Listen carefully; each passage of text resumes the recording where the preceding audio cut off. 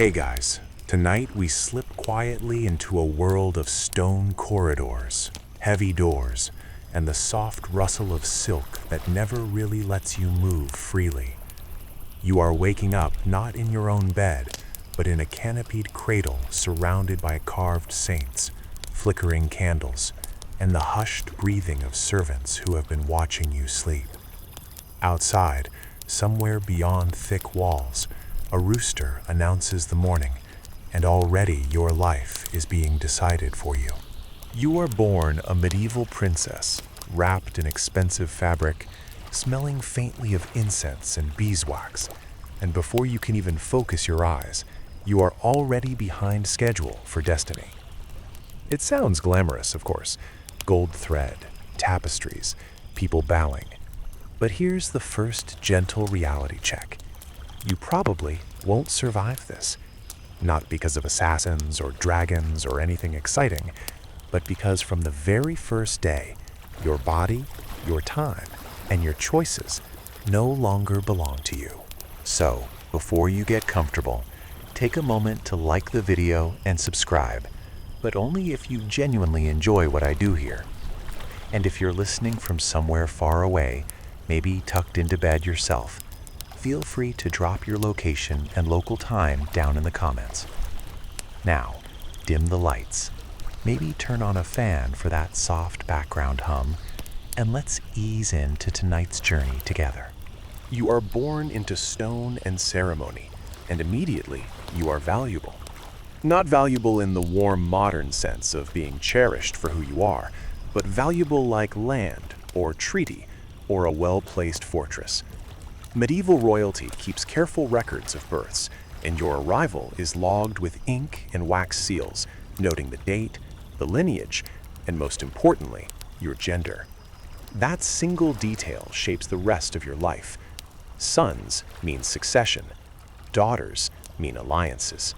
And you, lucky you, are already being quietly prepared for marriage before you can even lift your head.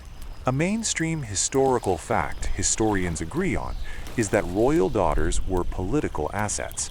Marriages between noble houses were tools to end wars, secure borders, or claim distant territories. You are not raised with the expectation of ruling, but of being transferred. Think of yourself less as a person and more as a very fancy envelope containing diplomatic goodwill. Historians still argue whether medieval princesses personally understood this from an early age, or whether the reality only dawned on them later. But either way, the outcome was the same. You existed to be moved. Your nursery is calm, though, at least on the surface. It smells of herbs meant to ward off illness, and you are constantly swaddled, rocked, and sung to. Infant mortality in the medieval period is shockingly high, even among royalty. Roughly 1 in 3 children doesn't make it past early childhood, and no amount of gold can fully protect you from infection, fever, or bad luck. This is why you are rarely alone. Wet nurses take turns feeding you, because your mother may already be pregnant again. And court physicians, men with impressive beards and deeply questionable medical theories, check your pulse with great seriousness. Here's a quirky tidbit. Some medieval caretakers believed that too much affection could weaken a child's character. So while you are held often, it's not always tender. There's a sense that comfort should be measured, like spice in a stew. Enough to keep you alive, not enough to make you soft. Somewhere nearby, someone is probably muttering a prayer to keep you from becoming spoiled, cursed, or worst of all, independent. Your mother, the queen, may or may not be a familiar presence. Royal marriages are rarely affectionate, and queens are often busy producing heirs, managing households, or navigating court politics of their own. You see her in flashes, a gloved hand resting briefly on your cradle, the faint scent of perfume and stress, the sound of her voice reciting prayers in a language you don't yet understand. Bonding, in the modern sense, is not really the point here. Survival and status are. As you grow from infant to toddler, your world remains carefully controlled. You are taught where you may crawl, when you may be carried, and when you must sit still. Even play is supervised, because every action is seen as a rehearsal for adulthood. A dropped toy is corrected. A loud laugh is gently hushed. You learn early that attention is constant and privacy is non-existent. Imagine never being alone, not even when you'd really, really like to be. There's a strange contradiction at the heart of your upbringing. On one hand, you are fragile, constantly protected from drafts, dirt, and strangers. On the other, you are expected to be resilient, obedient, and emotionally contained. Crying too much is discouraged. Curiosity is redirected. You are praised for stillness. If that sounds exhausting, congratulations. You're already getting the medieval princess experience. Historians still argue whether this level of control was meant primarily to protect royal children or to condition them for political usefulness. Probably both. Either way, the result is the same. By the time you can walk, you already understand that your body is monitored, your behavior is corrected, and your future is not yours to imagine freely. Even your name is chosen carefully. It's not about uniqueness or personal meaning. It's about tradition. You are named after a grandmother, an aunt, a saint, or a former queen, someone whose legacy you are expected to echo. Your name is a reminder that you are part of a chain, not an individual spark. If you ever forget that, court etiquette will happily remind you. And let's pause for one small, gentle joke here. If you were hoping for a rebellious childhood full of mud pies and running barefoot through fields, you have made a terrible, terrible career choice by being born royal. The peasants outside the castle walls actually get more freedom of movement than you do. At least they can wander off without a chaperone. As the days pass, you become accustomed to the rhythms of bells, prayers, and meals taken at fixed hours. Time itself feels owned by someone else. You don't yet know the words duty or sacrifice, but you feel them in the way adults speak around you, in the careful planning that hums just beneath the surface of every quiet moment. This is how it begins, not with drama or danger, but with soft constraints layered gently over your life, one after another, until they feel normal. You are safe, yes. You are privileged, absolutely. But you are also contained, shaped, and prepared for a role that does not care whether you enjoy it. And as you drift towards sleep tonight, just imagine how strange it must be to realize years later that the walls you grew up within were never meant to keep danger out. They were meant to keep you in. You grow just enough to notice that you are never alone. Not really. Wherever you go, someone is there first, or just behind you, or quietly watching from a bench against the wall. Childhood, for you, unfolds under constant observation. If modern life has taught you to crave privacy, medieval princess life will gently, firmly cure you of that habit. You are supervised the way a priceless manuscript is supervised, handled rarely, corrected often, and never left unattended. Your days begin early, because discipline is considered a moral virtue, even for children. You are woken by attendants who speak softly but expect immediate compliance. There is no rolling over, no bargaining for 5 more minutes. You are dressed layer by layer, even as a child, and each garment is checked, adjusted, and approved. Clothing is not comfort, it is instruction. It teaches you how to stand, how to sit, how much space you are allowed to take up in the world. Spoiler alert, it's not much. A mainstream historical fact is that noble children, especially girls, were raised by households rather than parents.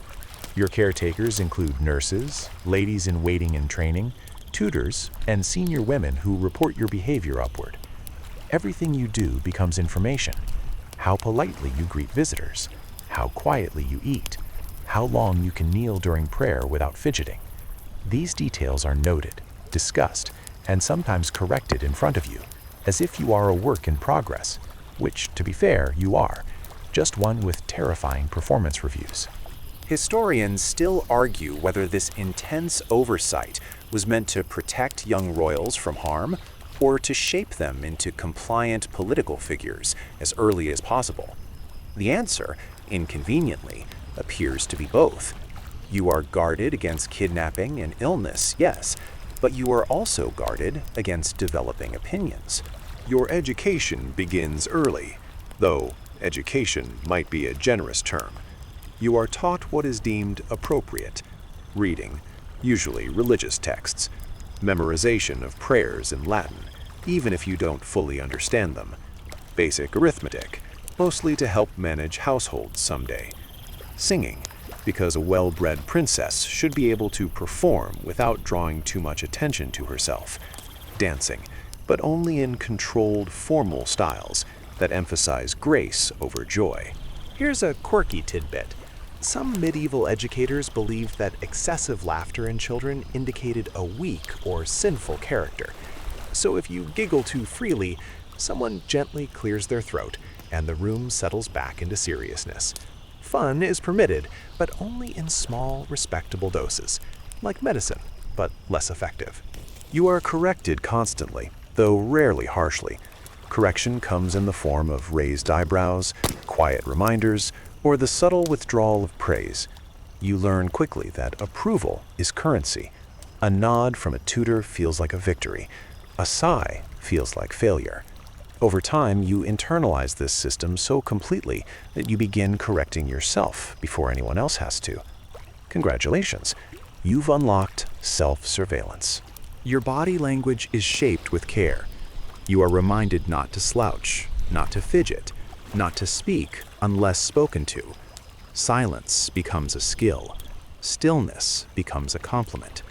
If you master both, adults describe you as promising, which in this context means unlikely to embarrass us later.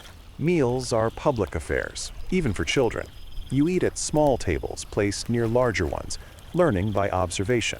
Which foods are taken first? When conversation pauses for prayer.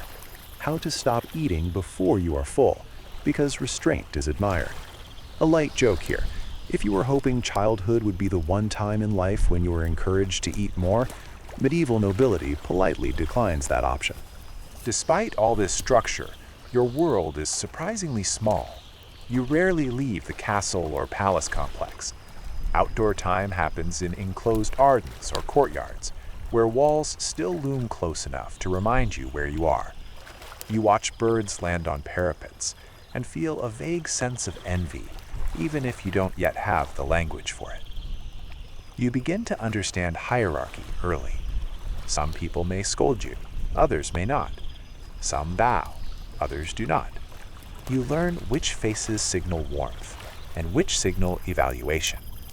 Court life runs on subtle cues, and you absorb them like background noise. By the time you are old enough to ask questions, you already know which ones not to ask. Historians still argue whether medieval princesses were aware of their future marriages during childhood, or whether adults avoided the topic until later. Either way, hints creep in. Comments about how you resemble a distant cousin in another kingdom, jokes about your strong bloodline, casual mentions of foreign courts, spoken just loudly enough for you to hear. The idea of being sent away settles into your mind like furniture, unmoved, unquestioned. Religion weaves through everything. You attend daily prayers, sometimes multiple times a day, kneeling on hard floors that teach patience through discomfort. You are told stories of obedient saints and virtuous queens who suffered quietly and were rewarded spiritually. The lesson is clear: endurance is holy, complaint is dangerous. If something feels unfair, it is probably a test. And here comes gentle joke number 2. You start to realize that medieval heaven sounds lovely, but medieval life seems to be mostly about qualifying for it through discomfort. Your friendships are limited and strategic. You might grow close to another noble child, but even those bonds are monitored. Too much attachment is discouraged. After all, you may be sent to another court at any moment, and emotional independence is considered practical. Losing people is treated as normal. You learn to say goodbye politely.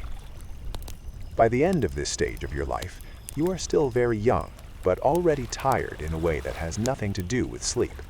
You are alert, careful, and constantly adjusting yourself to expectations you didn't create. You are praised for being mature, which is adult language for you stopped acting like a child faster than we expected. This is the quiet danger of your childhood. Not cruelty, not violence, but the slow replacement of spontaneity with caution. You survive these years, yes, but each day teaches you to disappear just a little inside yourself. And as you settle back into your pillow tonight, breathing slow and even, imagine what it's like to be watched so closely for so long that you begin doing the watching yourself. By now, you are old enough to sit at a desk. Though calling it a desk is generous. It's more like a narrow table placed near a window for good light, because candles are expensive, and eye strain is apparently a moral failing. Your education deepens, but not outward. It folds inward, carefully shaped to prepare you for a life of obedience wrapped in elegance. Knowledge is power, yes, but in your case, power is rationed. A mainstream historical fact is that medieval princesses were often well educated by the standards of their time. You learned to read and sometimes to write, usually in your native language and a bit of Latin. You can recite prayers, copy scripture, and recognize passages from religious texts. This sounds impressive until you realize what you are not taught: law, military strategy, economics, geography beyond what's needed to know where you might be sent, survival skills. Anything that might help you function independently is quietly excluded. Historians still argue whether this educational limitation was intentional suppression or simply a reflection of gender norms.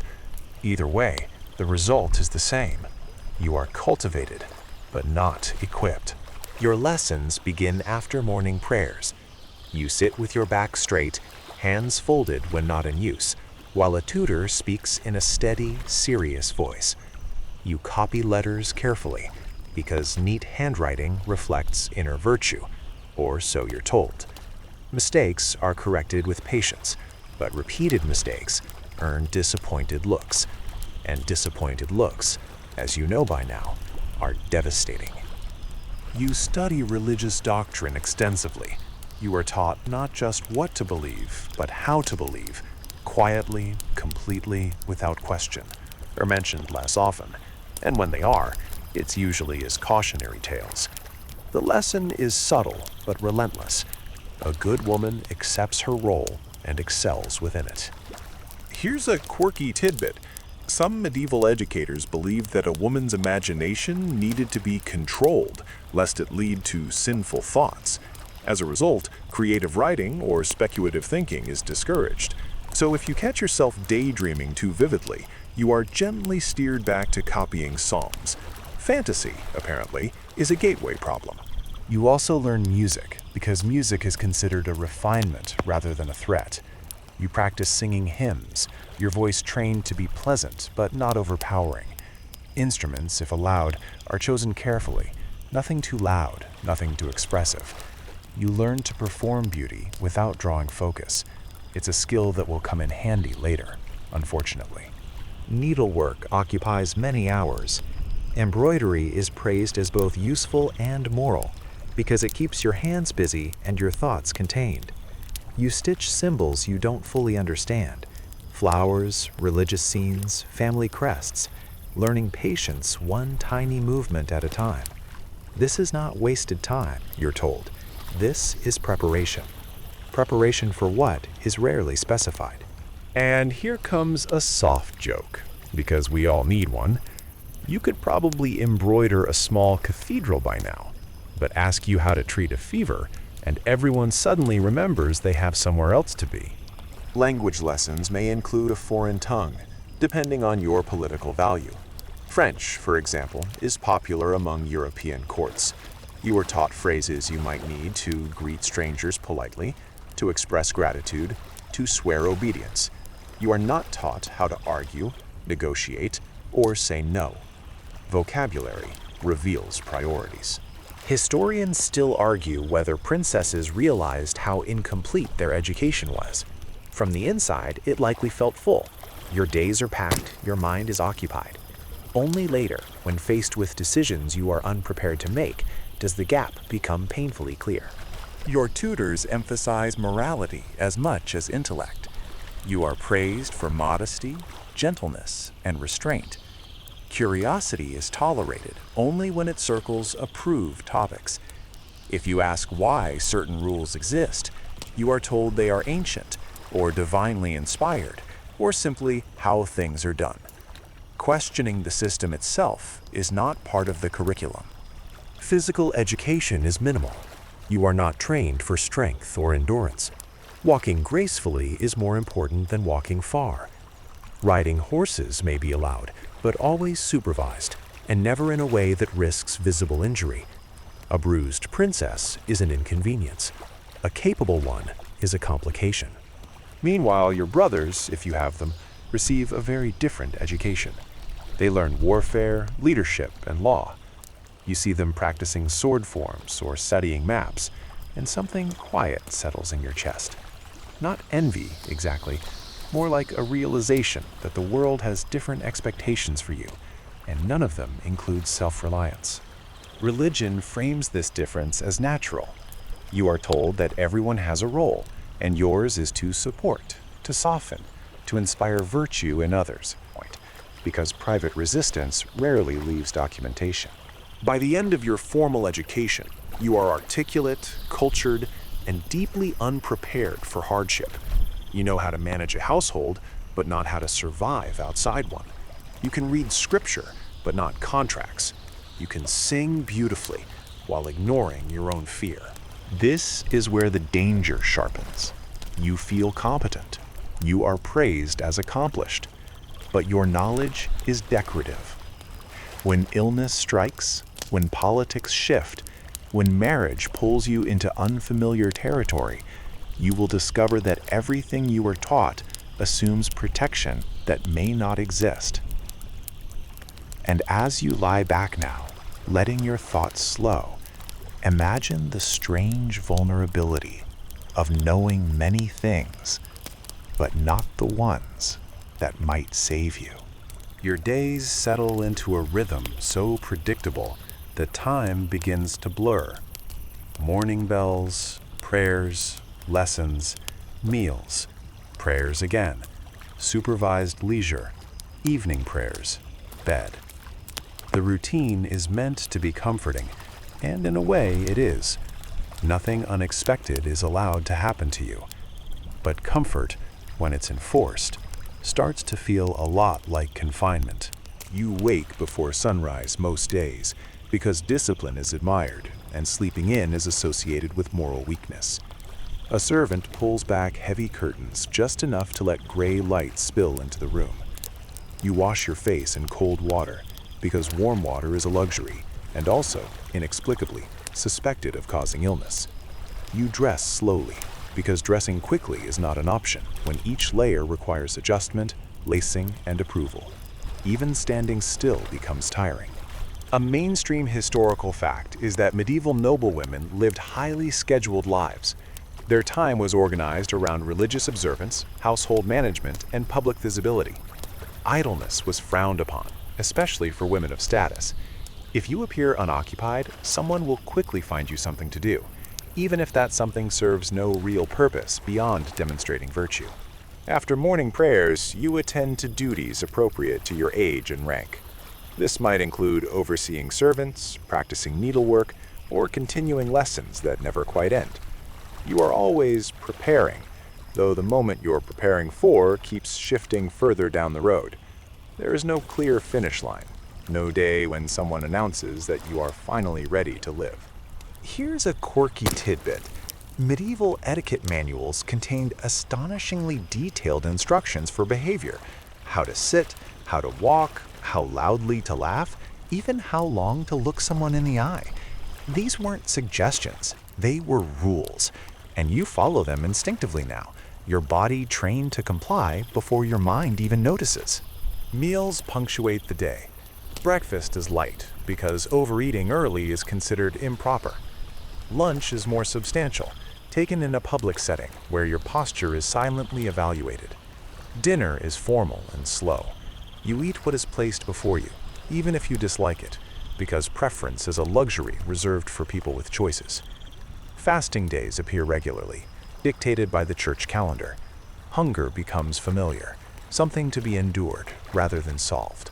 Historians still argue whether medieval fasting practices were primarily spiritual or inadvertently harmful, especially for women. From your perspective, it's both. You are praised for restraint, even as your body grows tired. Weakness is reframed as virtue. Dizziness is reframed as devotion. Afternoons are for controlled leisure. You might walk in the gardens, always accompanied, always within sight of the walls. You might listen to someone read aloud while you embroider, your hands moving automatically. You might play a board game designed to teach patience rather than joy. Laughter happens, but softly, politely, like a candle flame kept small on purpose. And here comes a gentle joke. If relaxation were an Olympic sport, medieval princess leisure would earn high marks for effort and very low marks for fun. Your movements are restricted, not just by rules, but by clothing. Even before full adult fashion sets in, your garments are heavy and layered. You learn to take small steps, to turn carefully, to sit without slumping. Running is out of the question. Climbing stairs becomes a strategic endeavor. You don't think of this as hardship, it's simply how the world works. Only later might you wonder why existing feels so tiring. Public appearances are frequent. You are expected to be seen, because visibility reinforces legitimacy. When visitors arrive, you are presented, introduced, and observed. Your expression matters. Too cheerful seems foolish. Too serious seems cold. You aim for pleasant neutrality, the emotional equivalent of beige stone.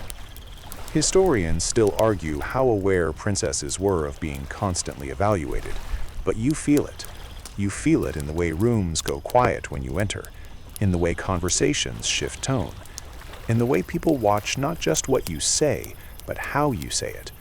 Your routine includes not just actions, but performances.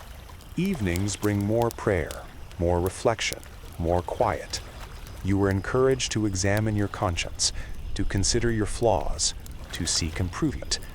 The idea that the system itself might be flawed never comes up. Responsibility flows downward. If something feels wrong, the fault must be yours. Illness, when it comes, disrupts the routine but does not soften it. You rest, but under supervision. You are prayed over.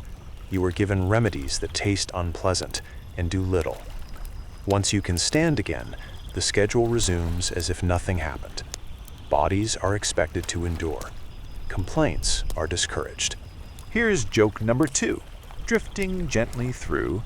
If exhaustion were visible, half the court will be lying down dramatically, but instead everyone just pretends being tired as a character-building exercise. Your sleep is not truly your own. Bedtimes are fixed. Rooms are shared or easily accessible. Servants may enter at any hour. Privacy remains a theoretical concept. Even your dreams feel monitored, as if you're expected to dream appropriately. Over time, the routine wears you down, not through cruelty, but through repetition. Days blend together. Years pass almost unnoticed. You become efficient, composed, quietly hollowed out. You survive by adapting, by smoothing yourself into the shape required. Historians still argue whether this kind of life produced resilience or quiet despair. From the outside, it looks stable. From the inside, it feels like waiting for something unnamed to begin. And as your breathing slows now, imagine living a life so structured that even rest feels scheduled, and how hard it would be to survive when that structure finally breaks. By the time you reach adolescence, your relationship with clothing becomes complicated in a way that only someone laced into multiple layers before breakfast can truly understand. What you wear is no longer just about warmth or modesty. It is language. Every stitch announces your status, your family, and your usefulness. Comfort, unfortunately, does not make the guest list. A mainstream historical fact is that medieval noblewomen's clothing was designed to display wealth and rank rather than practicality. Fabrics like velvet, silk, and brocade are heavy, poorly breathable, and difficult to clean. Dyes are expensive and sometimes toxic, containing substances like lead or mercury. When you dress each morning, you are not just getting ready, you are quietly poisoning yourself for the sake of appearance. Your gown goes on in stages. First, the linen layer, meant to protect the outer garments from sweat, though it does a questionable job. Then, additional layers for shape and warmth. Sleeves are attached separately. Belts, pins, and laces secure everything in place. You cannot dress yourself fully. Assistance is mandatory. Independence, once again, is discouraged through design. Historians still argue exactly when tightly structured garments became widespread for women. But even before true corsetry, clothing restricts movement. You learn to take short steps, to turn carefully, to sit without collapsing into fabric.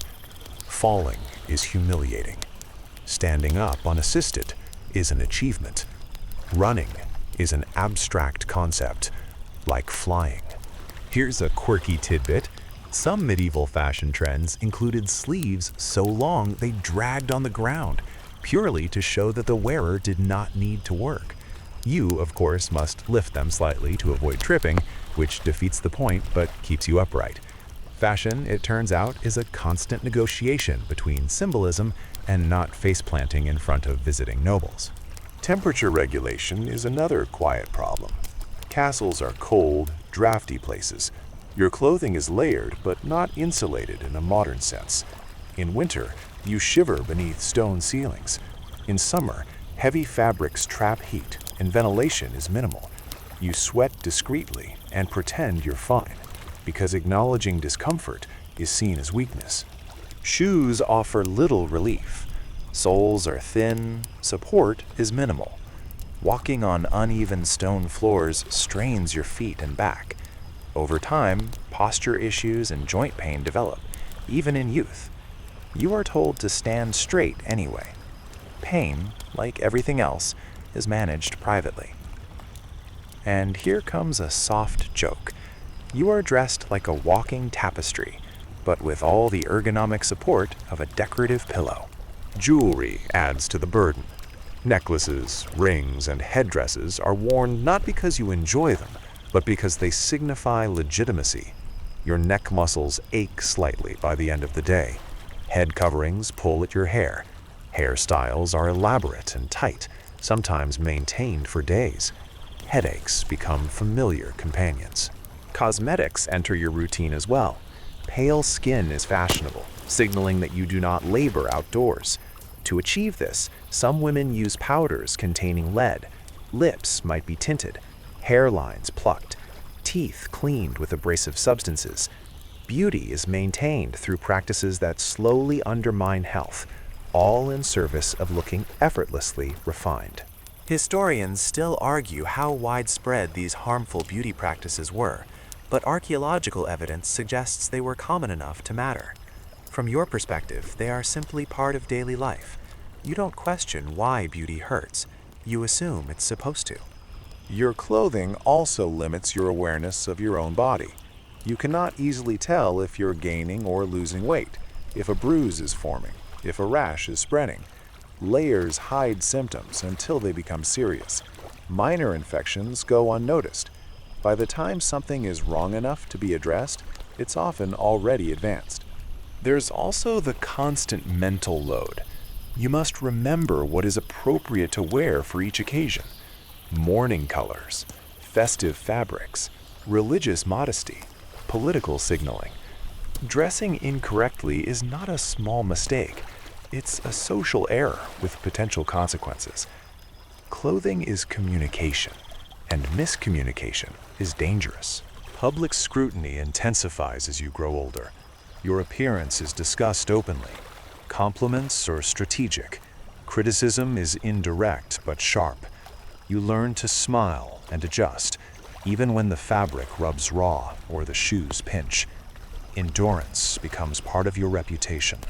Historians still argue whether medieval women internalized these standards willingly or felt trapped by them. Likely both. You take pride in looking correct. You also feel relief when you can finally remove everything at night, layer by layer, like shedding armor. And yes, this is joke number 2 drifting gently by. Undressing at the end of the day feels like winning a small, private battle against society. Sleeping offers limited escape. Night garments are simpler, but you are rarely completely unbound. Hair is still controlled. Doors are not always locked. Someone may enter. True physical relaxation remains elusive. Over years, the physical toll accumulates. Poor circulation, chronic aches, skin issues. You look elegant, composed, untroubled. Inside, your body is tired from performing stillness. If survival depends on resilience, this constant strain quietly lowers your odds. This is the irony of your wardrobe. It announces power while steadily draining it. It protects your image while weakening the body inside. You are dressed to be seen, not to endure. As you sink deeper into rest now, imagine wearing your status so tightly that it presses against your breath, and how hard it would be to survive when even your clothes work against you. Food arrives often, and yet you are rarely satisfied. This is one of the quieter contradictions of your life.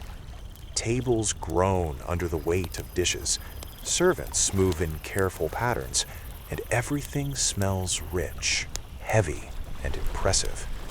From the outside, it looks like abundance. From the inside, it's a slow lesson in imbalance. A mainstream historical fact is that medieval noble diets were rich in meat, bread, and wine, but often lacking in fresh fruits and vegetables, especially in winter. Preservation methods, salting, drying, smoking, keep food edible but strip it of nutrients. You eat well in terms of calories, but poorly in terms of what your body actually needs. Malnutrition hides behind luxury. Your day begins with a modest meal, sometimes just bread and small beer. The beer is weak, safer than water, and you drink it without thinking. Everyone does. Lunch is heavier, meat stewed with spices, thick sauces meant to impress guests more than nourish you. Dinner is the most elaborate, stretching long into the evening, course after course paced by etiquette rather than appetite.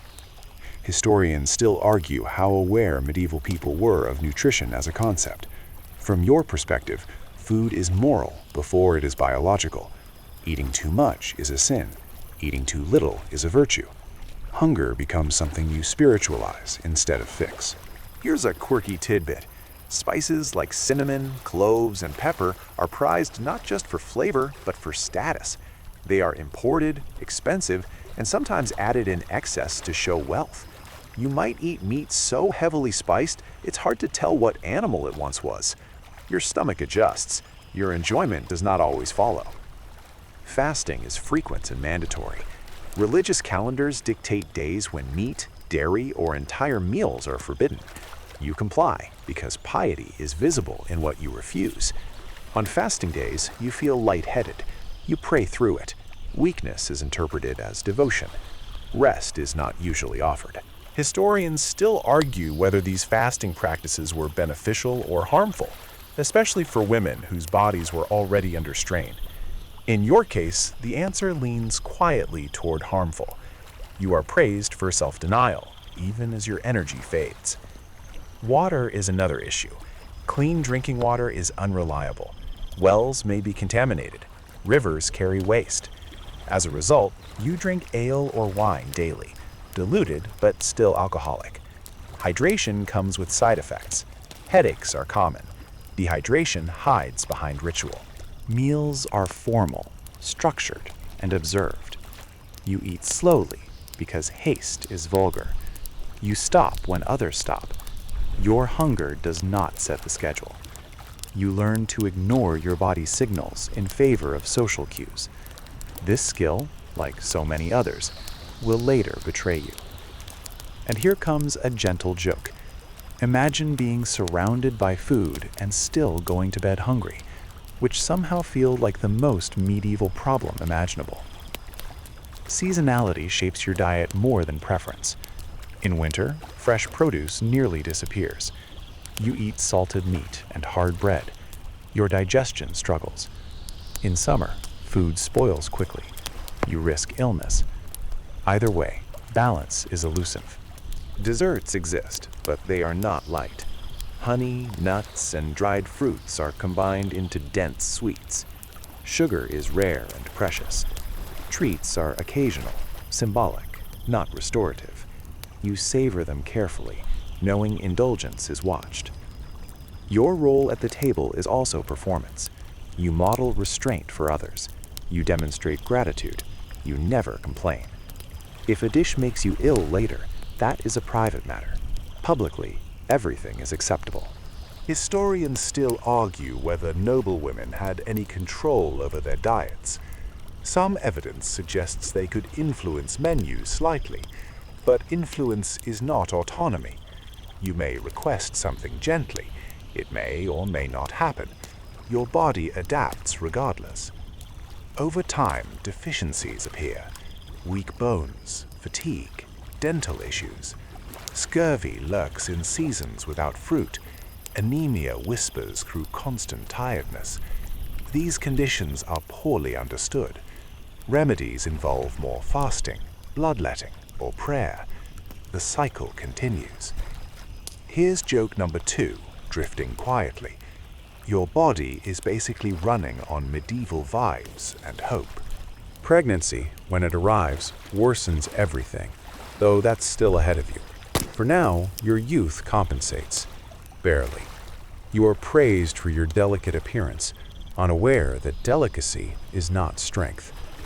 Food, which should sustain you, becomes another system you must navigate carefully. Eat too eagerly, and you are judged. Eat too little, and you are admired. Neither option truly serves your survival. As you settle deeper into sleep now, imagine learning to distrust your own hunger, and how dangerous that becomes when your body finally needs more than virtue can provide. Religion is not something you practice occasionally. It is the air you breathe. It fills the hours, structures the days, and explains nearly everything that makes your life difficult. If you ever wonder why endurance is praised more than comfort, or obedience more than happiness, the answer is usually the same. This is how God intends it, and questioning that intention is discouraged. A mainstream historical fact is that medieval Europe was deeply religious, with the church shaping daily life, law, education, and morality. As a princess, your piety is not just personal, it is political. Your visible devotion reflects on your family, your future marriage prospects, and the perceived righteousness of your lineage. Faith, for you, is both belief and performance. Your day is punctuated by prayer. Morning prayers before breakfast, prayers before and after meals, evening prayers, special prayers on feast days, extra prayers on fasting days. You kneel often, sometimes on stone floors, sometimes on thin cushions that do little to soften the strain. Kneeling teaches humility, but it also teaches endurance through discomfort. You learn to shift your weight quietly, to ignore the ache in your legs, to keep your expression serene.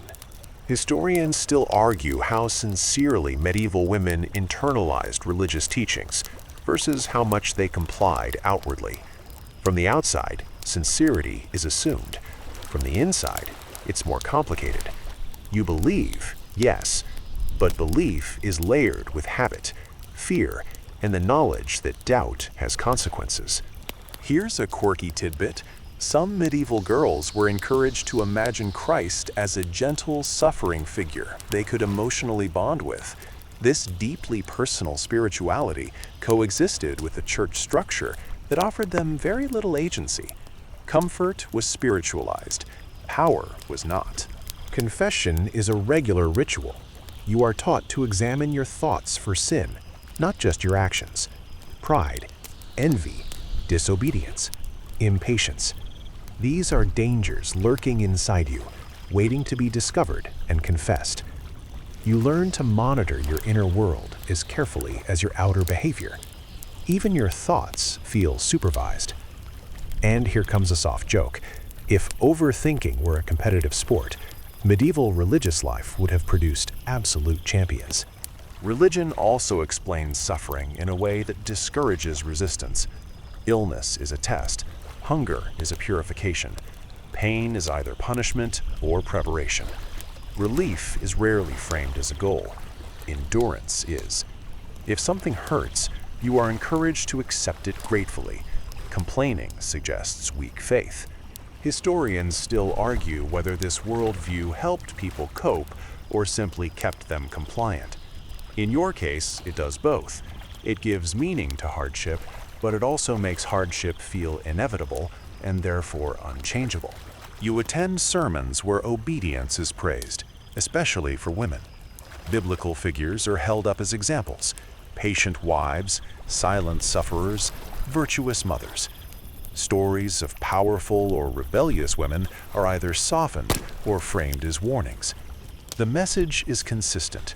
Holiness looks a lot like quiet endurance. You may also be encouraged toward charity, giving alms, sponsoring religious institutions, showing mercy to the poor. These acts are meant to cultivate humility, though they also reinforce hierarchy. You give from abundance, receiving gratitude but never equality. Even kindness has structure. Monasteries and convents hover in the background of your life as alternatives. Some women choose or are sent to religious life instead of marriage. It is framed as honorable, peaceful, and safe. In reality, it is another form of restriction, though sometimes with more intellectual freedom. Historians still argue whether convents offered medieval women refuge or confinement. The answer, again, is both. Fear plays its part too. Hell is real. Sin has consequences beyond this life. Eternal punishment is described vividly enough to make even minor misbehavior feel dangerous. You are taught to fear spiritual failure more than physical harm. This shifts your priorities in ways that quietly undermine survival. And here's joke number 2, gently drifting past. You're told not to fear death, just the infinite consequences afterward, which is somehow supposed to be reassuring. Religion also dictates your calendar. Feast days bring brief celebration. Fast days bring restraint. Saints' days bring processions and extra prayers. The rhythm is comforting, but rigid. There is always something to observe, something to remember, something to do correctly. Your personal identity becomes entwined with moral evaluation. You are praised for being devout, modest, obedient. These compliments feel good. They also reinforce a narrow version of worth. If you suffer silently, you are virtuous. If you struggle loudly, you are failing. Over time, this spiritual pressure becomes internal. You don't need constant reminders anymore.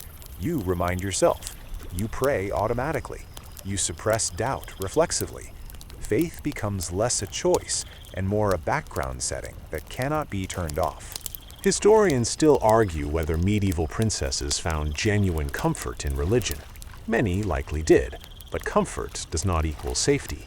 When faith discourages questioning, it also discourages adaptation, and adaptation is often what keeps people alive. This is how religion, meant to guide and console, becomes another quiet weight on your survival. It teaches you to endure rather than escape, to accept rather than resist, to spiritualize problems that might otherwise demand solutions. As your thoughts slow now, imagine carrying every hardship, not just on your body, but on your conscience, and how heavy that becomes when rest is the one thing you're never encouraged to seek. Eventually, despite all the prayers, fasting, and careful routines, your body betrays you. Or at least, that's how it feels. You wake with a fever, a cough that won't settle, a pain that lingers too long to ignore. Illness is not a question of if, but when. And when it comes, the help you receive is well-intentioned, deeply confident, and frequently disastrous. A mainstream historical fact is that medieval medicine was based largely on the theory of the four humors: blood, phlegm, black bile, and yellow bile. Health, you're told, depends on keeping these humors in balance. Disease means imbalance. The solution, naturally, is to remove or redirect whatever your physician believes is excessive. This logic is delivered with authority, Latin phrases, and absolutely no testing. Historians still argue how much medieval doctors truly believed their own treatments versus how much they relied on tradition and reputation. From your bed, it hardly matters. They arrive in layered robes, carrying strong smells of herbs and self-assurance. They examine your urine in a glass vessel, holding it up to the light like a precious gem. Decisions are made. One common remedy is bloodletting. If you are weak, they may remove blood. If you are feverish, they may remove blood. If you are dizzy, they may, yes, remove blood. The idea is balance. The result is often further weakness. You lie still, pale and lightheaded, praised for your bravery, while your survival odds quietly slip. Here's a quirky tidbit. Some medieval treatments included applying animal parts, crushed gemstones, or even dried toads to the body. Ever been part of your training? Dietary prescriptions follow.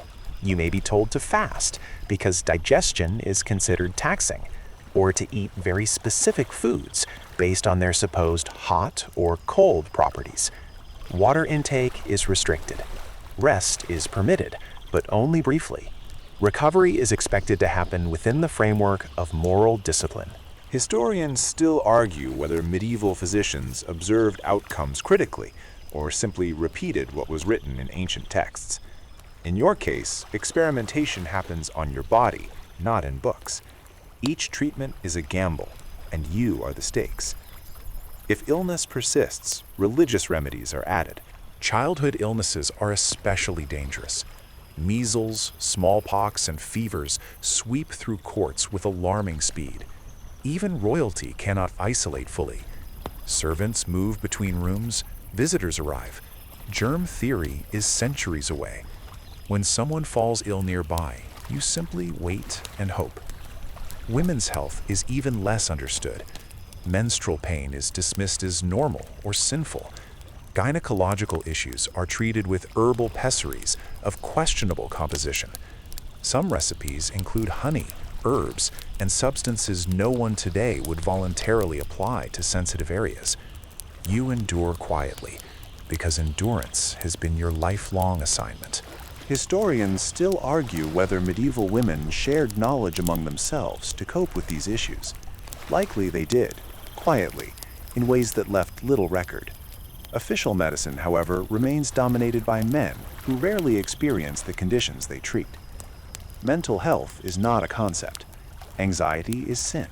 Depression is spiritual weakness. If you feel overwhelmed, you pray more. If you cannot sleep, you fast. If your heart races with fear, you confess. None of these address the cause, but they are considered sufficient. And here comes joke number 2, drifting gently past. Apparently, the cure for feeling bad is feeling guilty about it. As you age, illnesses accumulate. Joint pain from years of constrained movement, digestive issues from unbalanced diet, chronic fatigue from repeated fasting, and childbirth looming ahead. Each new symptom is treated in isolation, never as part of a larger pattern. There are moments of recovery. Fevers break, wounds heal. You survive things that might have killed others. This reinforces belief in the system. When treatment fails, it is attributed to God's will, not flawed practice. The system is never wrong. Outcomes simply are. This is the quiet danger of medieval medicine. It offers certainty where none exists. It reassures caregivers while draining patients. It replaces curiosity with confidence.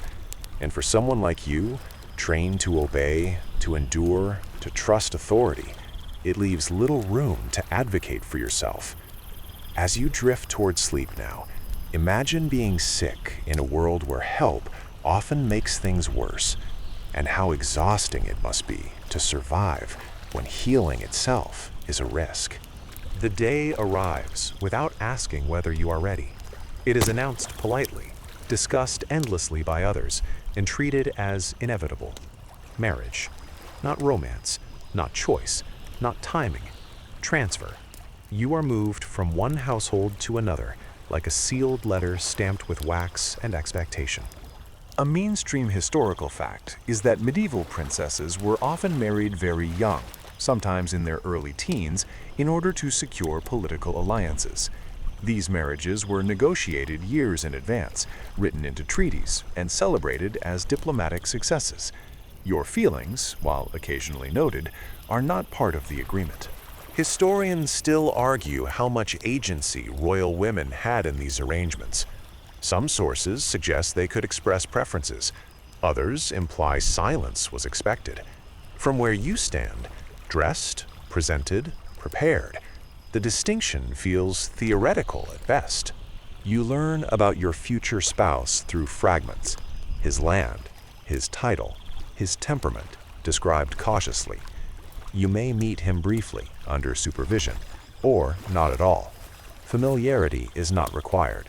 Compatibility is irrelevant. Stability between kingdoms matters far more than compatibility between people. Here's a quirky tidbit.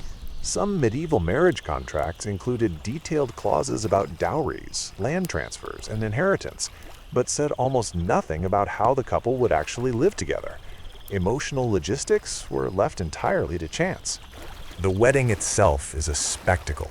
You wear your heaviest, most elaborate garments.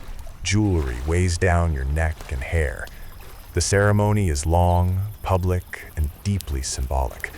Vows are spoken in a language that emphasizes duty and obedience. Everyone watches. Everyone proves. You smile, because smiling is expected. And here comes a soft joke. You are technically the guest of honor, yet you have never felt less consulted. Once married, you leave behind the only world you have ever known. You travel, sometimes for weeks, over rough roads, through unfamiliar landscapes.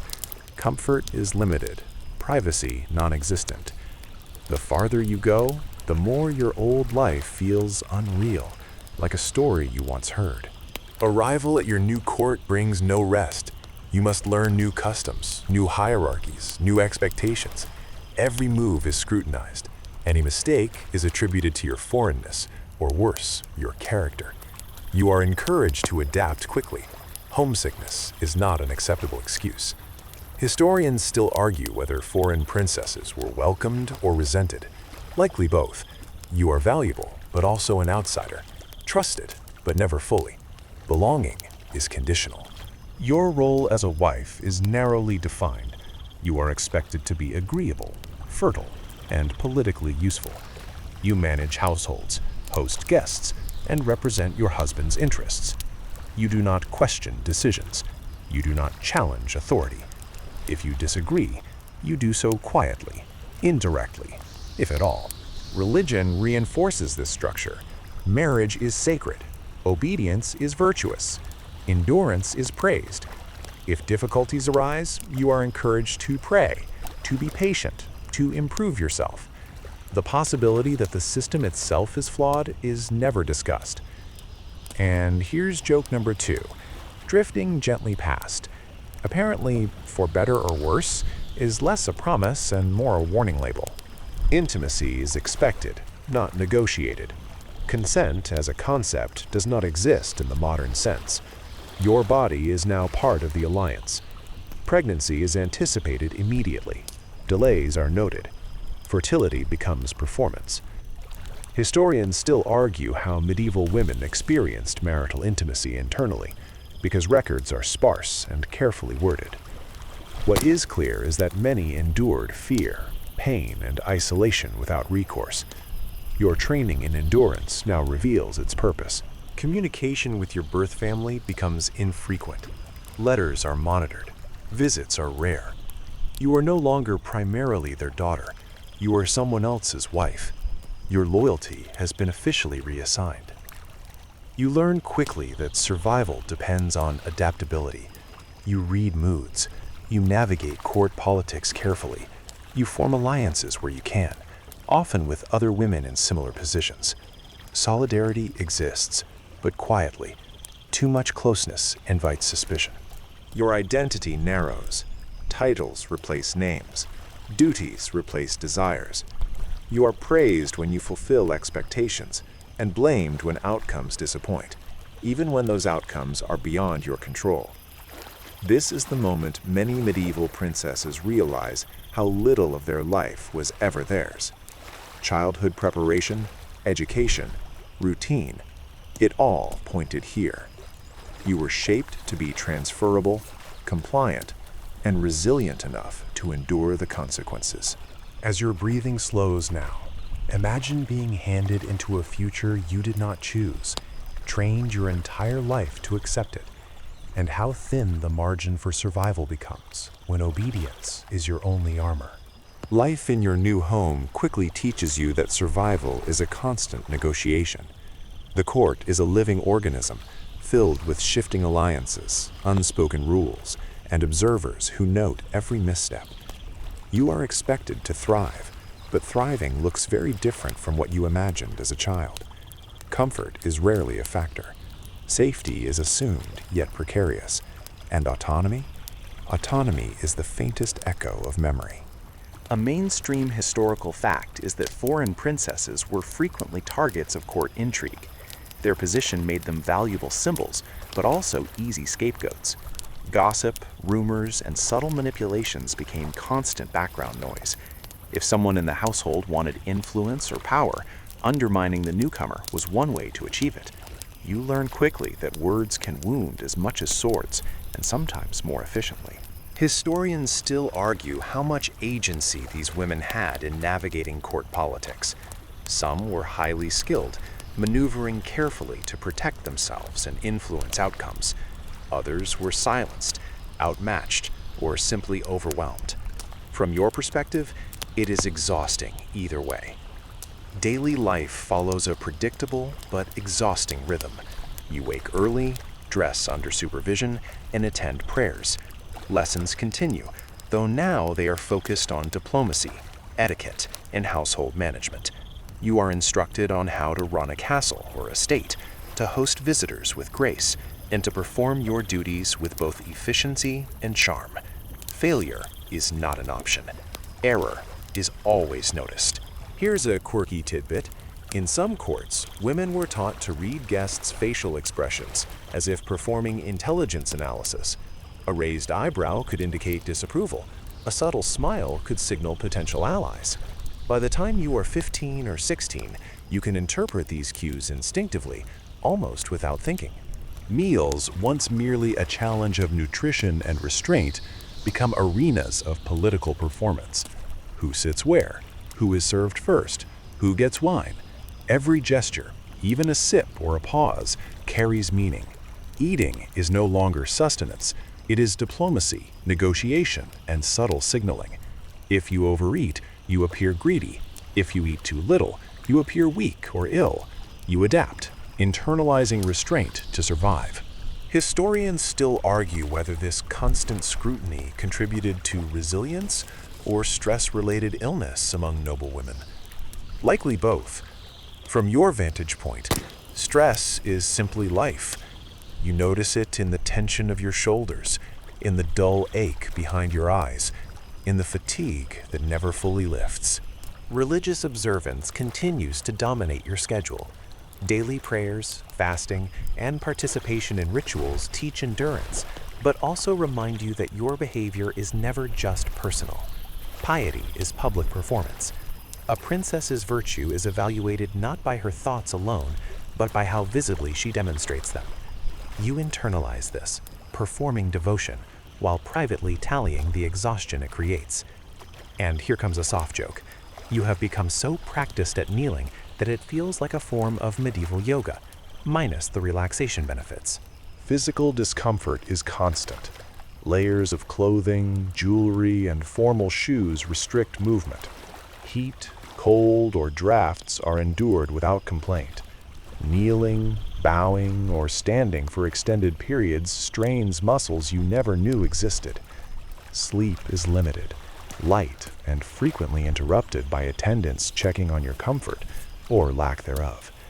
Your body becomes a map of careful endurance, every ache a reminder of the life you were born into. Health remains precarious. Illnesses travel quickly in the crowded environment of a court. You are vaccinated by none of today's medicine, treated instead with herbal remedies, bloodletting, and prayer. Fever breaks, then returns. Coughs linger. Digestive problems plague you. The lessons of childhood in endurance are now practical survival tools. You draw upon them constantly. Historians still argue how much princesses' survival depended on their own resilience versus sheer luck. In truth, it is impossible to separate the two. You have learned to hope that careful observation, subtle adaptation, and quiet compliance will protect you, though sometimes luck, cruel and arbitrary, decides instead. Marriage has also imposed its own set of challenges. Intimacy, pregnancy, and fertility are expected.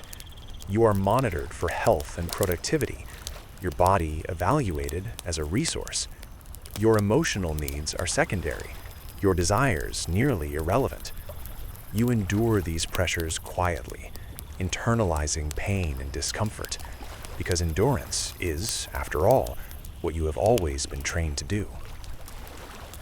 And here's joke number 2, drifting gently.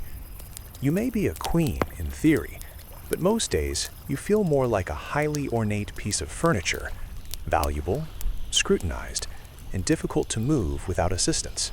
Friendships, when they exist, are cautious and strategic. Other women in the court may be allies or competitors. Trust is selective, shared in fragments, and often temporary.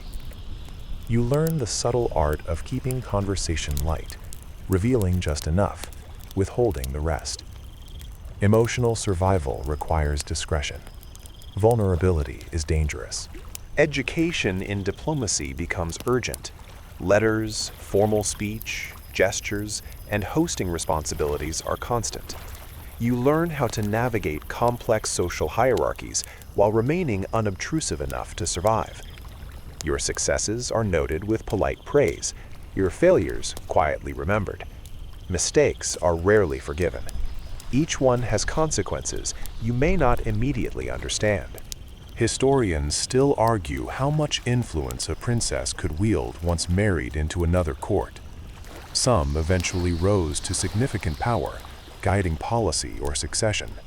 Others were confined to ceremonial roles, surviving by discretion and patience. For most, life is a delicate balance of adaptation, compliance, and observation. And as your breathing slows now, imagine a life where every movement, word, and gesture is evaluated, not for pleasure, not for comfort, but for survival. And how exhausting it becomes when even the simplest act carries hidden risk. By now, the full weight of expectation presses upon you in ways you could hardly have imagined as a child. Every day, you are measured not only for what you accomplish, but for how gracefully you appear to do it. Your reputation, your family's honor, and sometimes even political stability hinge on your ability to perform flawlessly. The tiniest misstep, an awkward word, a misjudged gesture, or a faint blush at the wrong moment can ripple outward in ways you are trained to anticipate, and yet can never fully control. A mainstream historical fact is that medieval courts were intensely hierarchical and socially performative. Every action was scrutinized. Guests, servants, and family members alike observed for breaches of decorum, subtle cues of incompetence, or the faintest suggestion of improper behavior. For a princess, every public appearance, from formal audiences to simple mealtimes, was part of a continuous performance. You learn to act as the world is a stage, with invisible directors and an audience whose judgment is both omnipresent and unavoidable. Historians still argue whether this constant surveillance instilled skill, discipline, or anxiety, and the evidence is mixed. Some women adapted brilliantly, navigating treacherous courts with subtle intelligence. Others crumbled under the invisible pressure. From your perspective, the distinction is academic. The reality is relentless observation. You spend hours learning the intricate language of gestures and expression. A nod signals approval. A lifted eyebrow might denote curiosity or suspicion. A slight smile conveys deference without suggesting too much familiarity. Conversations are carefully choreographed, with pauses calculated to convey thoughtfulness. Even silence is a tool. Used incorrectly, it can appear arrogance. Used well, it demonstrates wisdom. You practice this endlessly, becoming fluent in the silent code of survival. Here's a quirky tidbit. Some medieval manuals instructed women to master dozens of formal curtsies, each with subtle variations depending on who they greeted. The difference between a high-ranking nobleman and a distant cousin required a nuanced dip of the head, measured bend of the knees, and precise hand placement. Fail, and social faux pas await. You wonder how anyone kept track, yet somehow you memorize it all. Physical endurance remains a constant companion. Kneeling during prayers, standing during feasts, or walking long corridors in heavy garments has built stamina you barely recognize. You are tired, yes, but also formidable in subtle ways. Your body, trained through necessity, performs more efficiently than your mind sometimes believes possible. Meals continue as arenas of diplomacy. You observe not only your own actions, but those of everyone around you. What someone eats, what they avoid, how they interact with servants, all carries meaning. Eating too quickly signals impatience, too slowly, indecision. Picking favorites among dishes may indicate political preference. You adapt quietly, balancing sustenance with observation, survival with decorum. Religious rituals, once a source of comfort, now feel entwined with strategy. You pray with visible devotion, mindful of witnesses, aware that piety is interpreted as virtue. Silent reflection remains a private sanctuary, though it is increasingly rare. Public performance merges with spiritual practice in ways that leave you constantly alert. And here comes a soft joke. You are effectively a professional contortionist and diplomat simultaneously, and yet the pay is, unfortunately, mostly symbolic. Your marriage continues to shape every aspect of life. Fertility, intimacy, and the management of your household consume mental energy. Pregnancy may loom in the near future, and with it the weight of expectation. The survival of your offspring, the continuation of alliances, and your husband's satisfaction are all, quietly but relentlessly, your responsibility. You have little control, yet immense accountability. Historians still argue whether princesses developed true political influence through marriage, or whether they were merely ceremonial pawns. The answer, as usual, is nuanced. Influence existed, but survival depended on caution, discretion, and the ability to adapt faster than others. Friendships, alliances, and rivalries form the social web you must navigate daily. Women of similar rank may offer support or subtle sabotage.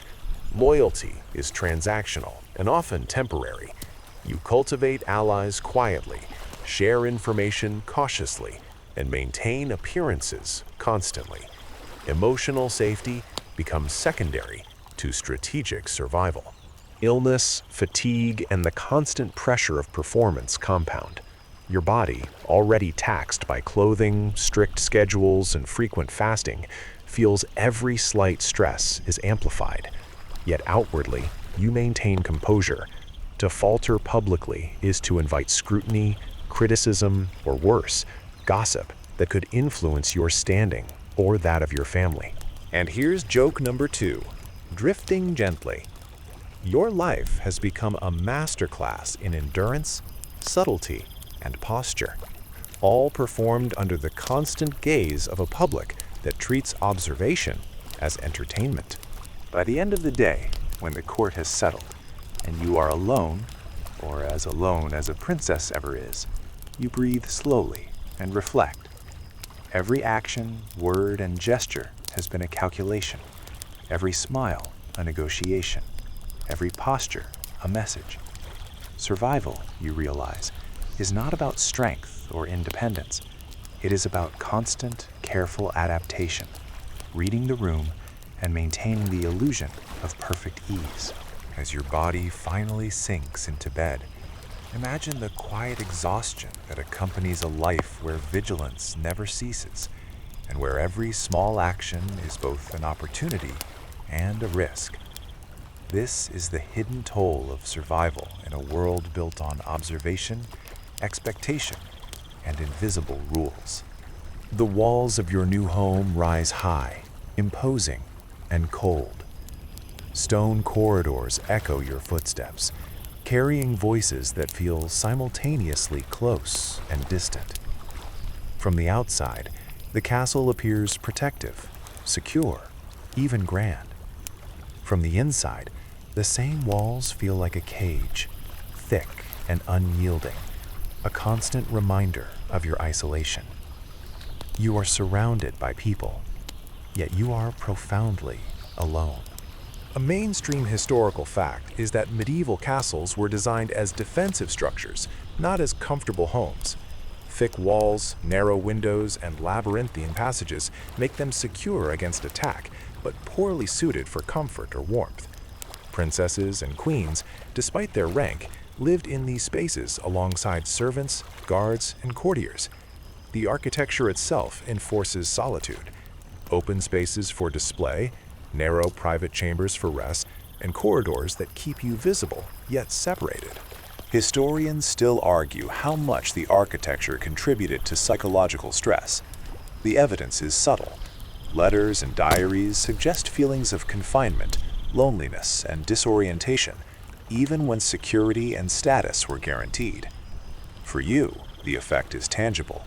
You can never truly escape observation, yet true companionship is rare. Your isolation is amplified by expectation. You are surrounded by attendance, yes, but intimacy is limited. Conversations are often monitored, friendships tentative, and loyalty uncertain. People are kind, but they are always performing roles themselves. You speak carefully, smile deliberately, and reveal only fragments of yourself. Even private conversations carry risk. One word overheard can travel unseen, transforming your perceived status overnight. Here's a quirky tidbit. Some medieval princesses maintained small animals or birds in their chambers to combat loneliness. They provided minor companionship, yet also served as symbols of status and refinement. You too may have a tiny cage of songbirds perched near the window, their trills oddly comforting amid stone and silence. Meals and rituals, which once provided opportunities for connection or diplomacy, now underscore your isolation.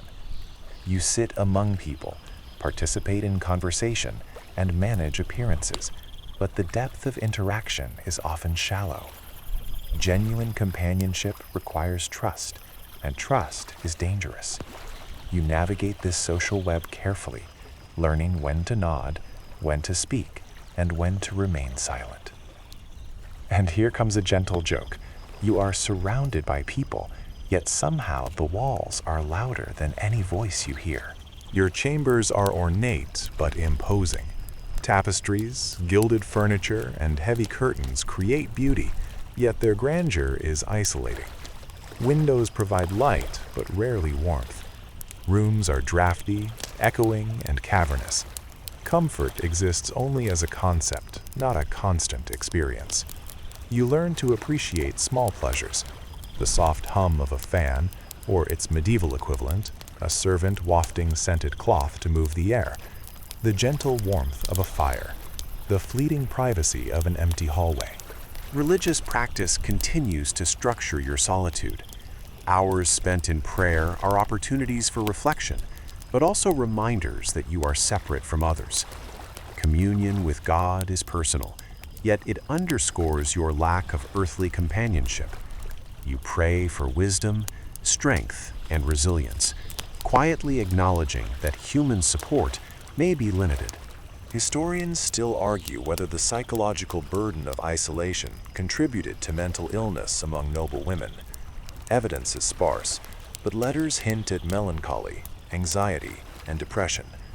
For you, the effect is subtle but persistent. You adapt outwardly, yet inwardly, a sense of quiet solitude lingers, shaping your perception of the world. Your body senses isolation as well. The lack of physical activity, combined with formal dress and limited mobility, contributes to stiffness and fatigue. You are constantly alert, navigating social expectations, observing courtiers, and maintaining decorum, all while coping with the subtle stress that isolation imposes. Sleep offers some respite, yet even there, you are rarely fully alone. Servants may check on your comfort. The walls carry every sound, reminding you of presence without closeness. And here's joke number 2. Your chamber is so quiet that when you drop a pin, it feels like announcing a scandal.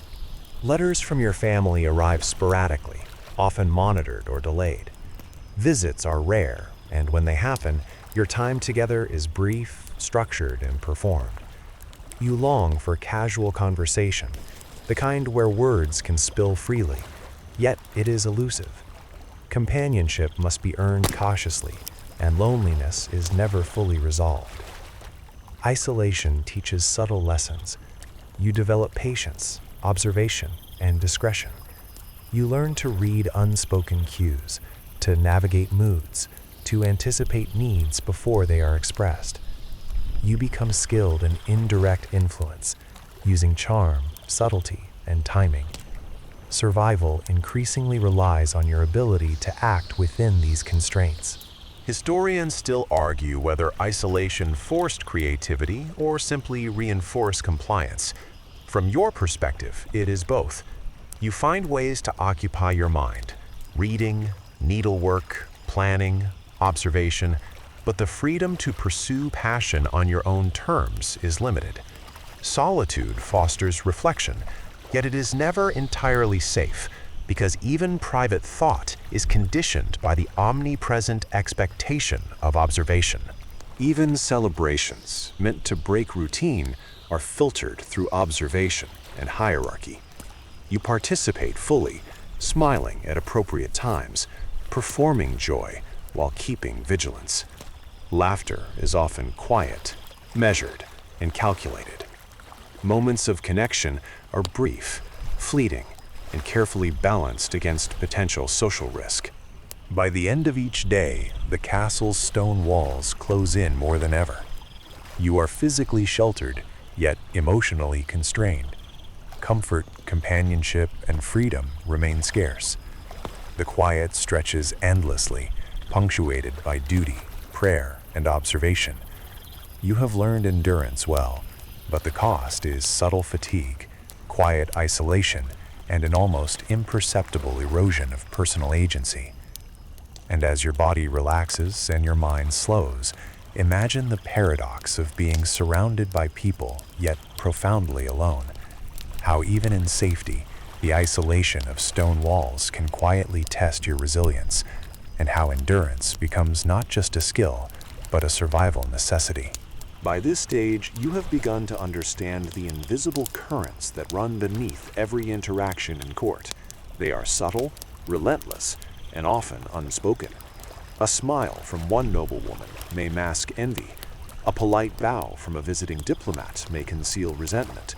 Every glance, gesture, and word is layered with meaning.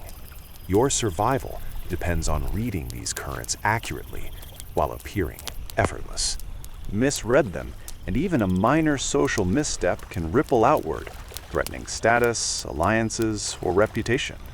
A mainstream historical fact is that medieval courts were highly politicized environments.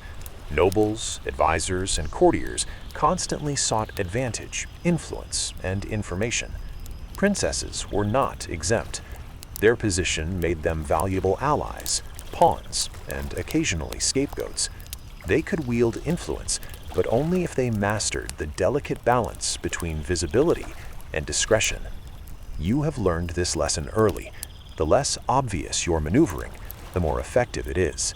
Historians still argue how consciously princesses used social observation as a survival tool. Some evidence suggests many were keenly aware, developing strategies for influence, alliance building, and risk management. Others seem to rely more on instinct, adapting day by day to shifting pressures. In your case, survival has transformed into a constant mental exercise, a delicate dance of perception and response. Your mornings are structured by ritual and expectation, yet your attention is divided. As you kneel for prayers, you observe who lingers, who whispers, who glances nervously. At breakfast, you note how dishes are served, who receives extra portions, who hesitates. Small things accumulate meaning. You act politely, quietly, seemingly absorbed in devotion, but your mind calculates, predicts, and adjusts. Here's a quirky tidbit. Some princesses kept small observation notebooks where they jotted notes on courtiers' habits, alliances, and quirks.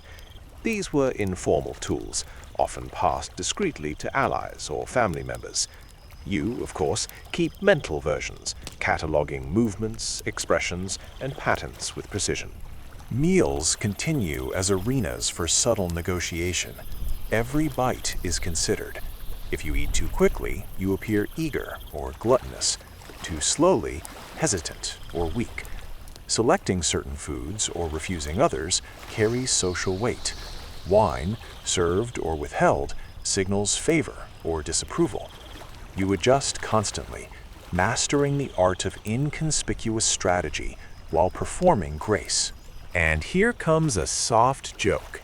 You are essentially a covert operative in silk and velvet, conducting intelligence operations while smiling politely and avoiding crumbs on the floor. Friendships and alliances are carefully curated. Other women in the court, often similarly constrained, can become allies or rivals. You cultivate relationships cautiously, sharing information sparingly, offering assistance selectively, and always observing reactions.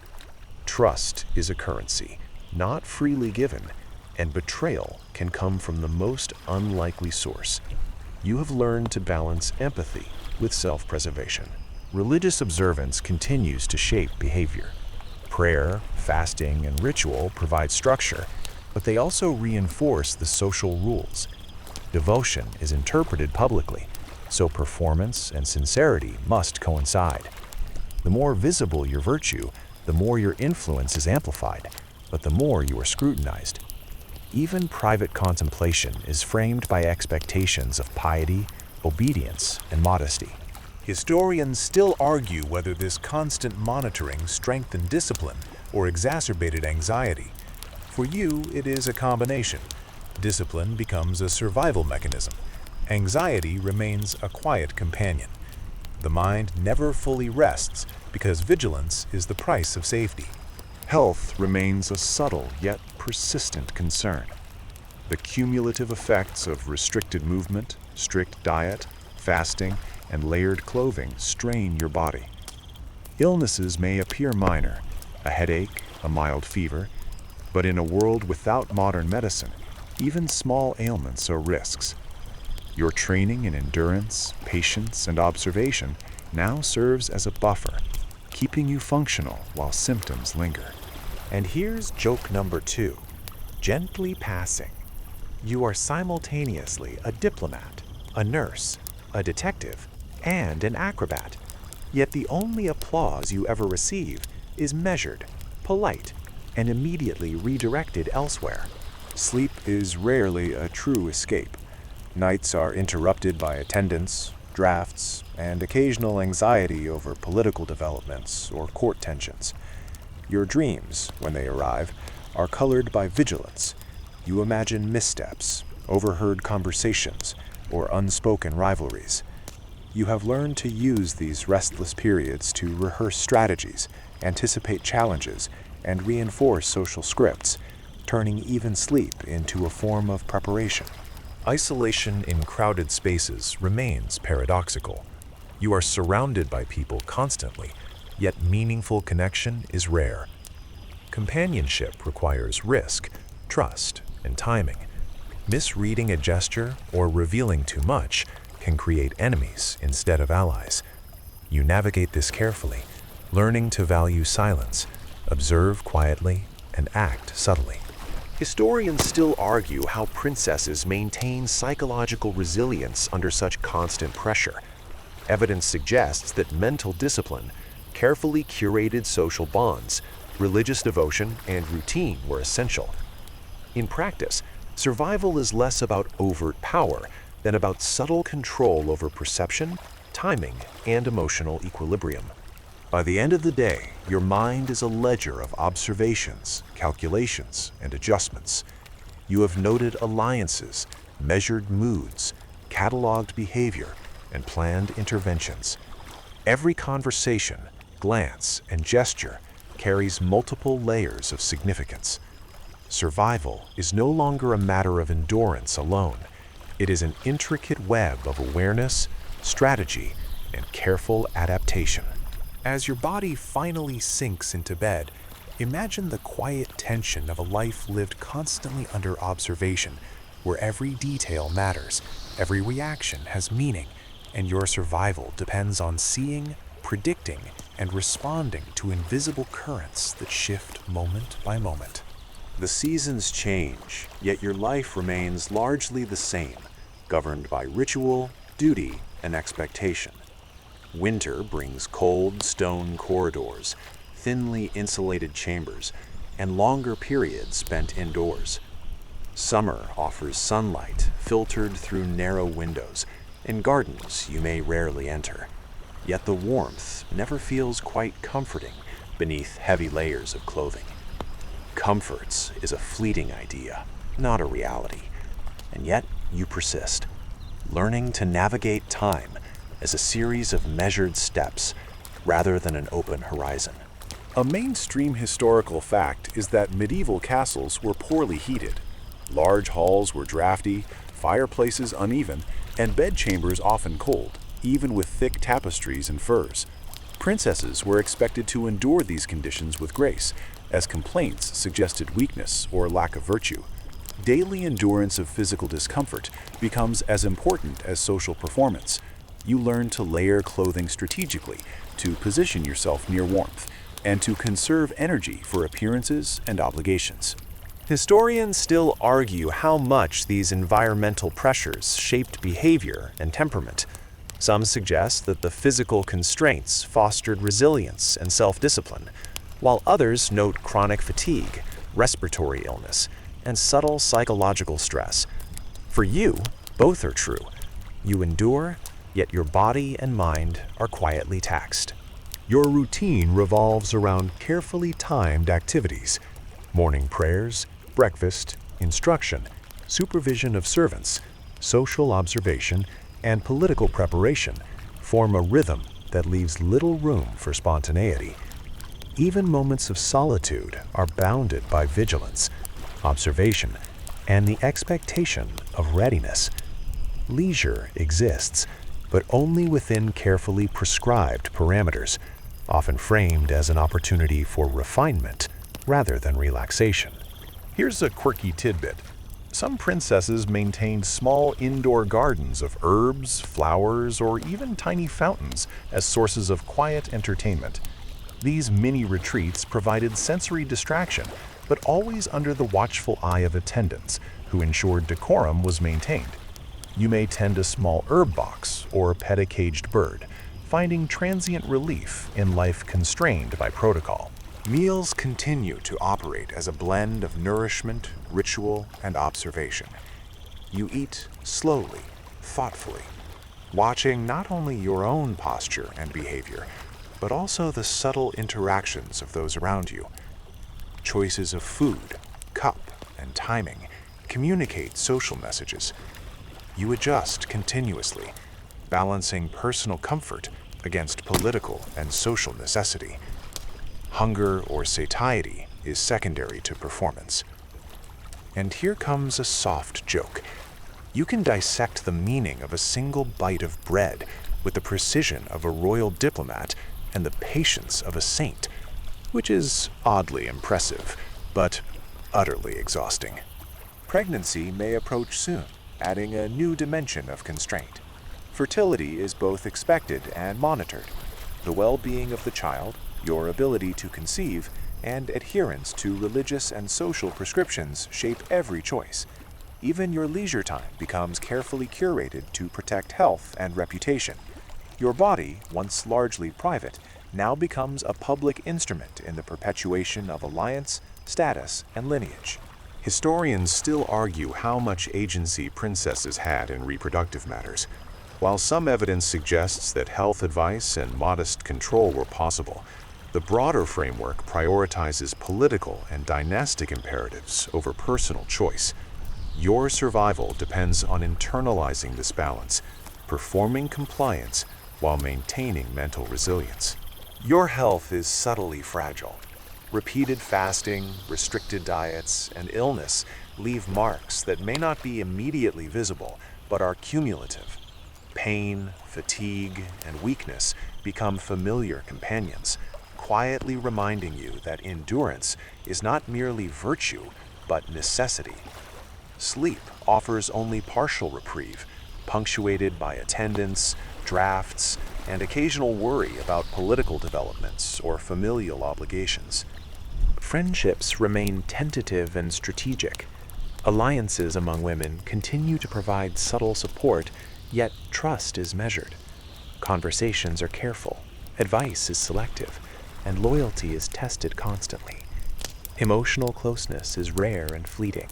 Survival favors observation and discretion over intimacy. And here's joke number 2. You have mastered the art of smiling, nodding, and whispering in a way that could probably earn you a covert diplomat certification, yet no formal recognition is forthcoming.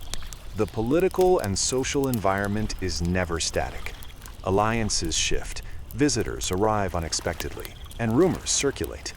You must remain alert, calibrating every word and gesture, predicting consequences, and subtly influencing outcomes without drawing overt attention.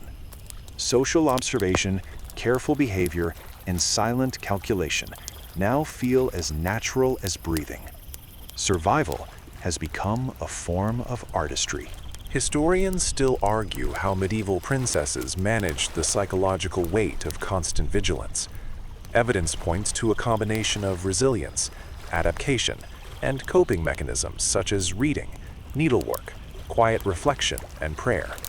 These practices provide small moments of control in an otherwise structured and demanding existence. By the end of each day, when the castle quiets and the attendants retreat, your mind and body are exhausted but still alert. Reflection, prayer, and strategy intermingle, preparing you for another day of endless observation, subtle diplomacy, and constant endurance. Survival is not heroic. It is methodical, quiet, and often invisible. As you drift toward rest, imagine the cumulative weight of seasons, routines, observation, and expectation pressing gently but persistently on every aspect of your life. The physical, emotional, and social constraints are relentless, and yet they have trained you, step by careful step, to navigate a world where vigilance is the only true path to survival. The years continue to pass, marked not by freedom or choice, but by cycles of duty, observation, and endurance. Each day begins predictably, yet carries hidden complexity. Every ritual, every interaction, every measured smile is part of an intricate dance that you must master to survive. By now, your mind operates like a finely tuned instrument, scanning, observing, anticipating, and adjusting with almost invisible precision.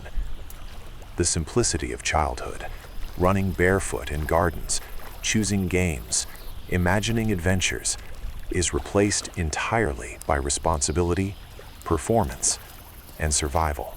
A mainstream historical fact is that medieval princesses often lived under intense scrutiny throughout their lives, with social, political, and familial expectations never waning.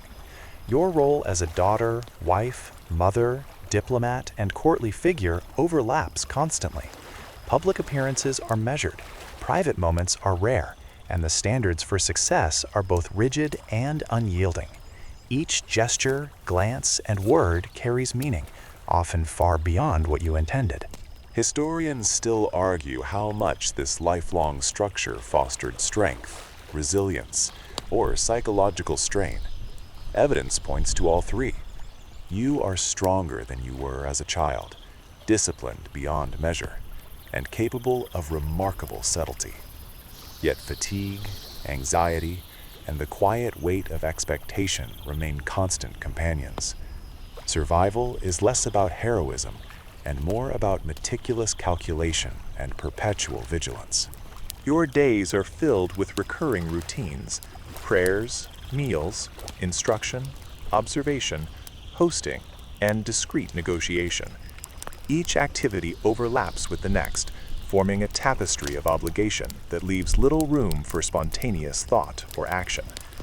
Even your moments of supposed rest, reading quietly, tending a small garden, or listening to the soft song of birds, are shaped by the omnipresent need for discretion and observation. Here's a quirky tidbit. Some princesses kept small personal objects, lockets, embroidered handkerchiefs, miniature books, to create pockets of personal identity amid rigid routine. These private touches, while seemingly trivial, offered comfort, control, and continuity, small anchors in a life otherwise directed by others. You treasure such tokens, however discreet, as reminders that even within confinement, small freedoms exist. Meals remain arenas for subtle strategy. You observe the ways others eat, noting gestures, pauses, and choices that hint at alliances or tensions. Wine, bread, and spices are more than sustenance. They are instruments of communication. You participate carefully, balancing nourishment with diplomacy, knowing that survival depends on flawless observation and timing. And here comes a soft joke. You could write a treatise on the diplomatic significance of a single bite of meat, and it would probably be taken very seriously by someone, somewhere, eventually. Pregnancy, childbirth, and fertility now shape daily life more than ever. Your body is constantly under scrutiny for health, capability, and lineage. Every physical change carries political implications. Illness, fatigue, or even minor discomforts are rarely private concerns. They are matters of state, morality, and survival.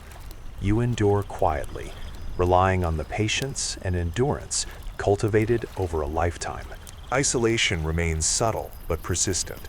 The castle, filled with people, is also a labyrinth of observation, secrecy, and hierarchy. Companionship is provisional, strategic, and often fleeting. You cherish small moments of connection while maintaining constant vigilance. Trust is a careful calculation, granted sparingly and withdrawn quickly when necessary. Historians still argue whether princesses found genuine personal fulfillment in such constrained lives.